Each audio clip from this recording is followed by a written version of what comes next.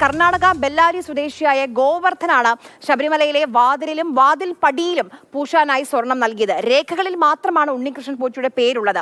2 ഘട്ടങ്ങളിലായി 63 പവൻ സ്വർണമാണ് ഗോവർദ്ധൻ നൽകിയത്. അങ്ങനെയെങ്കിൽ 1998 പൊതിഞ്ഞ സ്വർണം എവിടെ പോയെന്ന ചോദ്യം ബാക്കിയാകുന്നു.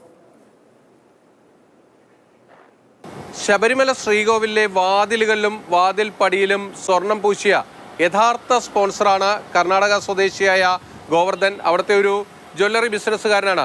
ദേവസ്വം രേഖകളിൽ ഉണ്ണികൃഷ്ണൻ പോറ്റിയാണ് ഇടനിലക്കാരനെങ്കിലും ഇതിനുള്ള സ്വർണം കൈമാറിയിരിക്കുന്നത് ഗോവർദ്ധനാണ്.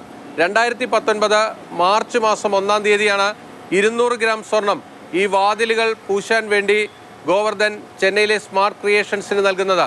പിന്നീട് മാർച്ച് മാസം 4-ാം തീയതി ഒരു 125.5 ഗ്രാം സ്വർണം കൂടി ഗോവർദ്ധൻ നൽകുന്നുണ്ട്. ഇതുപയോഗിച്ച് മൊത്തം 321.5 ഗ്രാം സ്വർണമാണ് ശബരിമല ശ്രീകോവിലിൻ്റെ വാതിലുകളിൽ പൂശിയിരിക്കുന്നത്. അതിനുശേഷമാണ് 2019 ജൂൺ മാസത്തിൽ ഈ വാതിൽ പടികൾ അഴിച്ചുകൊണ്ടുപോയി അതിലും സ്വർണം പൂശുന്നത്. അന്ന് 186.5 ഗ്രാം സ്വർണം ഈ ഗോവർദ്ധൻ തന്നെ സ്മാർട്ട് ക്രിയേഷൻസിന് നൽകുന്നുണ്ട്. അതിൽ നിന്ന് 184 ഗ്രാം സ്വർണമാണ് വാതിൽ പടികളിൽ പൂശിയതായി രേഖകളുള്ളത്. ശേഷിക്കുന്ന സ്വർണം ഗോവർദ്ധന് തിരിച്ചു നൽകി എന്നാണ് സ്മാർട്ട് ക്രിയേഷൻസ് അവകാശപ്പെടുന്നത്. ദേവസ്വം രേഖകളിൽ ഉണ്ണികൃഷ്ണൻ പോറ്റിയായിരിക്കും ഇതിൻ്റെ ഒരു ഇടനിലക്കാരൻ. പക്ഷേ യഥാർത്ഥത്തിൽ പണമോ സ്വർണമോ ചെലവഴിച്ചിരിക്കുന്നത് ഈ ഗോവർദ്ധനാണ് എന്നതാണ് ഇതിൽ രസകരമായിട്ടുള്ള വസ്തുത. അതിൽ നമ്മൾ ശ്രദ്ധിക്കേണ്ട ഒരു കാര്യമെന്ന് പറയുന്നത് 1998 തന്നെ ശബരിമല ശ്രീകോവിലിലെ വാതിലുകളിലും ഈ വാതിൽ പടികളിലെ പാളികളിലുമൊക്കെ തന്നെ സ്വർണം പൊതിഞ്ഞിരുന്നു. അത് വിജയ് മല്യയാണ് ആ സ്വർണം പൊതിഞ്ഞത്.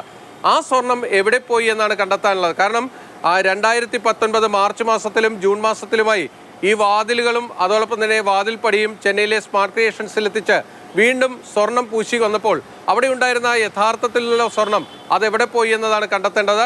അത് ഉണ്ണികൃഷ്ണൻ പോറ്റിയുടെ കയ്യിലാണോ അതോ സ്മാർട്ട് ക്രിയേഷൻസിലാണോ എന്നതാണ് ഇനി പ്രത്യേക അന്വേഷണ സംഘത്തിന് കണ്ടെത്തേണ്ടി വരിക.